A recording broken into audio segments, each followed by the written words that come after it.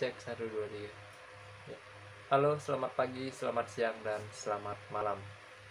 Tiap manusia diberikan waktu yang sama, 24 jam dalam sehari, 7 hari dalam seminggu, dan 30 hari dalam sebulan, 365 hari dalam setahun.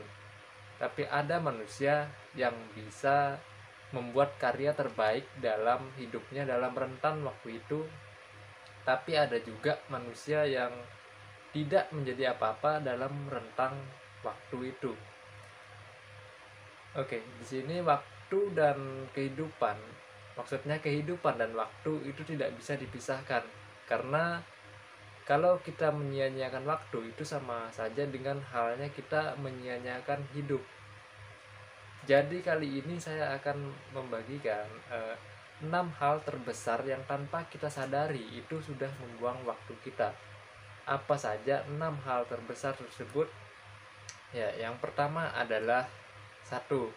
Nonton TV dan bermain media sosial. Yang kedua adalah menunda.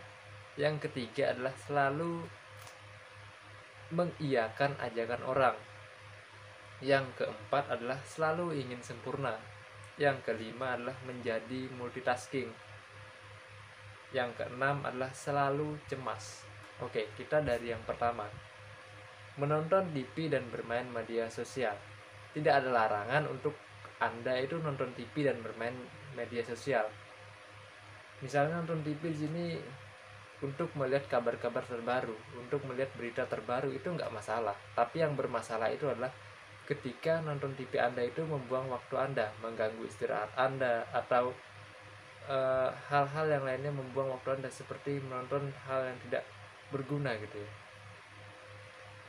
Lain lagi kalau misalnya Anda menonton berita, melihat info-info terbaru yang terjadi gitu ya, lalu bermain media sosial, itu juga tidak ada larangan. Apalagi kalau misalnya Anda sampai mendapatkan hal-hal bermanfaat dari media sosial tersebut, misalnya untuk berjualan online, untuk personal branding gitu ya, itu sangat bermanfaat sekali, bukan? Tapi beda halnya lagi kalau misalnya media sosialnya hanya untuk bersenang-senang gitu ya. Bersenang-senang maksudnya di sini cuman men-scroll, tiap hari men-scroll gitu ya, melihat-lihat saja gitu tanpa mau belajar dari media sosial tersebut. Nanti pasti ada lagi yang komentar gini, "Bang, saya kan nonton TV, saya kan nonton film karena saya kuliah di perfilman, atau saya sekolah di perfilman." Itu beda lagi, Bambang. Itu artinya Anda belajar dari film atau dari eh, ya dari film yang Anda tonton itu ya, karena Anda sekolah atau kuliah di perfilman. Lalu ada lagi, "Bang, saya kan buka media sosial, saya kan bermedia sosial untuk jualan." Itu berarti media sosialnya bermanfaat, bukan membuang-buang waktu ya. Jadi di sini kita membedakan antara membuang waktu dan membunuh waktu. Misalnya begini, kalau membuang waktu itu misalnya seperti ini, kita mempunyai pekerjaan yang harus kita selesaikan gitu ya, tetapi kita mengambil pekerjaan yang lain yang tidak terlalu penting.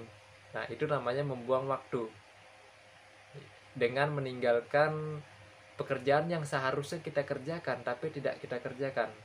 Nah, kalau misalnya membunuh waktu itu seperti ini, misalnya saya menunggu si A ketika ingin berjalan ke pasar. Nah, ketika menunggu si A, saya menggunakan media sosial gitu ya.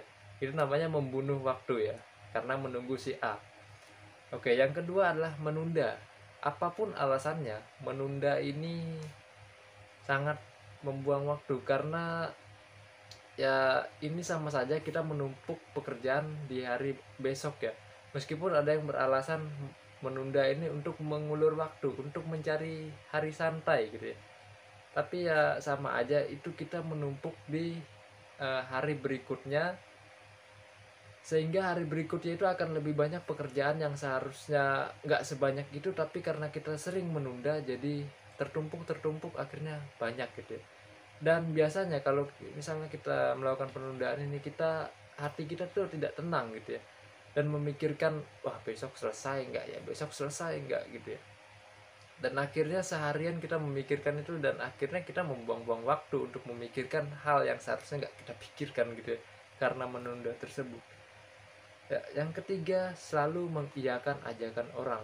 Ya sebenarnya ini nggak apa-apa, berarti itu Anda adalah orang yang baik. Yang salah itu adalah ketika Anda mempunyai pekerjaan yang seharusnya Anda selesaikan, tetapi karena si A mengajak Anda untuk mengerjakan sesuatu yang tidak terlalu penting sesuai ajakan si A, sehingga Anda meninggalkan prioritas yang seharusnya Anda kerjakan. Itu ya membuang-buang waktu gitu ya, yang seharusnya prioritas Anda itu dikerjakan dulu baru mengiyakan ajakan si A tadi. Kalau misalnya Anda meninggalkan prioritas Anda dan mengiyakan ajakan si A tadi, ya otomatis pekerjaan Anda itu tidak selesai. Lalu yang kelima adalah menjadi multitasking. Ya, sebagian orang beranggapan multitasking ini hebat, dan sebagian lagi mengatakan multitasking ini hanya akan menurunkan produktivitas atau akan membuang-buang waktu. Karena apa?